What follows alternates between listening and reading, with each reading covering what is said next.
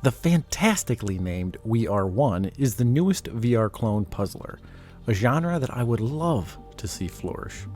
In We Are One and games like it, you make clones of yourself to complete puzzles by recording your actions and stringing them all together to complete objectives. You are your own best ally. The only other games that are similar are Transpose and The Last Clockwinder. But unlike those two, We Are One is a little more combat focused. Armed with Mother Nature's very own guns, you take down the machines. But it's not just as simple as making a bunch of copies of yourself and pulling the trigger. These pea shooters need ammo, and that ammo must come from somewhere. Luckily, there's a past version of yourself dedicated to just that task. Now the story, it's about as thin as a blade of grass. I've basically already told you its entirety. Mother Nature versus the machines. A deeper story would have been nice, but not essential for a game like this. But the art style more than makes up for its lack of narrative. The cel-shaded, watercolored visuals look wonderful inside the headset. But you didn't come here to admire the forest through the trees. You want to know how the puzzles are. On the surface, this game appears very similar to The Last Clockwinder, but I found the puzzles quite different. Clockwinder is more of a blank canvas where you essentially make a factory trying to be as efficient as possible. In that game, each clone loops, continually repeating its task, just a cog in the wheel. In We Are One, each clone does their task only once. Think of it more as building a single timeline to achieve a single outcome. Also, you can only sprout clones in designated locations, and that design choice has its trade-offs. There's less freedom in how you solve the puzzles, but that also means they can have a more cultivated feel.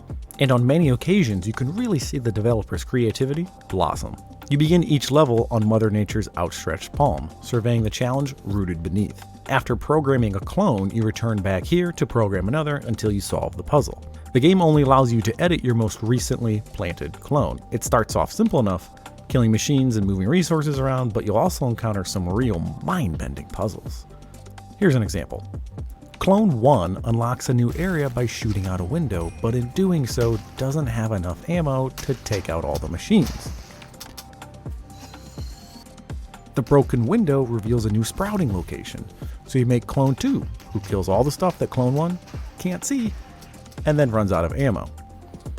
Once you plant something, it stays planted forever. Therefore, Clone 1 is kind of irrelevant now, and no longer needs to shoot out the window. And because you can only edit your most recently created clone, that means Clone 1 is here to stay. But that's where Clone 3 comes in. Number 3's job is to steal the gun away from Clone 1 and shoot the enemies only, thus completing the puzzle. It's quite clever and made me feel stupid for a long time.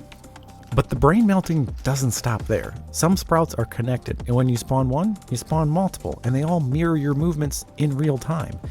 And now you have to figure out how to throw and catch with yourself and kill the machines across multiple clones all at once, even when you can't see what you're aiming at. You're also going to do some stuff like pretend to catch a gun that isn't there and then finger blast some machines to death and later on use a different clone to make those gestures lethal. Thankfully, the game's tutorial stages do a good job of nurturing your understanding of these complex mechanics, but that does come with a few unsightly weeds. The first half of the game really feels like a tutorial, and that feeling never completely goes away, because even in the later portions of the game, you encounter obvious tutorial stages. It lessens for sure, but the pacing and progression just feels disrupted. It's like you just got done playing chess and graduated to checkers. Of the 57 stages, I'm guessing maybe 1/3 feel like a tutorial. Don't get me wrong, We Are One needs to teach the players how to play it. I just wish the late game tutorial stages weren't so obvious. But it does get better around the halfway point. You're applying much more of the game's mechanics on a regular basis, and the fulfilling puzzles become much more common and complex. But when the game adds in a lot of sprouting points, I discovered another frustration with the game's design. And it's the part we talked about earlier, only being able to edit your most recently created clone. After you've made a whole garden of clones, what do you do when you realize that Clone 3 isn't getting the job done for one reason or another? You can't go back and just edit Clone 3. You gotta start all over. And that itches like poison ivy. However, if you could edit any clone at will, you would break a lot of the timeline style puzzles we talked about earlier. You wouldn't need a new clone to steal a gun away from yourself, you would just edit the first clone. And that just kind of doesn't feel as cool. So keep this little rash in mind. I don't think it's a deal breaker, just some added irritation. But if you play this game, you'll probably experience it. I recommend that when creating a clone, double check to make sure it's going to get the job done before moving on to the next one. So, the big question, do I recommend We Are One? And that answer is maybe. There are some really great puzzles in here, and if you like this style of game, you'll probably like We Are One. But I did complete the game in about 3 hours for $20.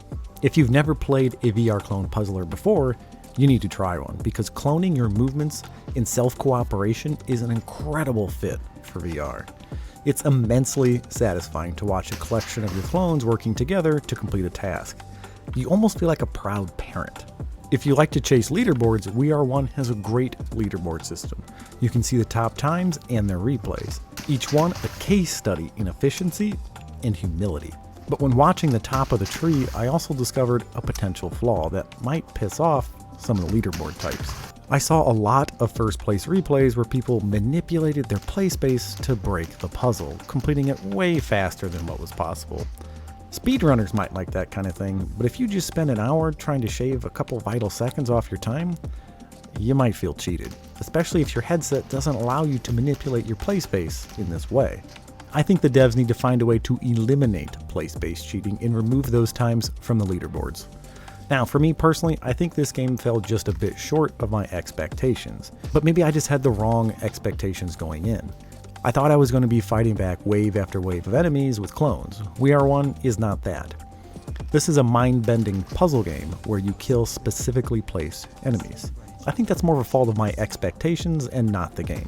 But most importantly, I'm just not really the leaderboard type, and for me that means this game has limited replayability, as the only reason to go back and play a stage is to further optimize the solution. For me, the puzzle is the draw, not how fast I can do it. And it wasn't really until the very last stages of the game that I figured out what I actually wanted out of We Are One. If a sequel gets made, I would love for We Are One 2 to be a tower defense game with clones. Imagine you have a front line of clones fighting back the machine assault. Your back line is feeding resources, and you have other support clones slowing down the enemies by entangling them with vines, laying traps, or opening and closing different routes to manage the onslaught. It would be a monumental solo group effort, and it would all be done recording your actions, your clones working together to save Mother Nature. I think that style of game is a fundamental difference from what We Are One is, as I think the clones would need to be more on a repeating loop, kind of like The Last Clockwinder. There aren't too many good VR tower defense games out there, and the best ones don't really use VR all that creatively. The ones that use heavy motion controls just feel like a spam fest and are physically taxing. But a clone-based tower defense game that replaces physical taxation with cloning and cerebral planning? I find that really compelling. But again, that idea is a significant change to what the core of We Are One is and what the developers wanted to make. We Are One has its flaws, but it most certainly is not a bad game. It just wasn't what I was expecting. But the devs are working on a level editor, and if done right, it could be just the fertilizer this game needs to grow into something remarkable. Maybe even my tower defense idea. Anyway, I hope you enjoyed this video. Hopefully it helped you decide if We Are One is a game for you. And even though it wasn't quite what I wanted, it might be exactly what you want. And again, I think everyone needs to play a clone puzzler in VR. Thanks for watching, and see you next time.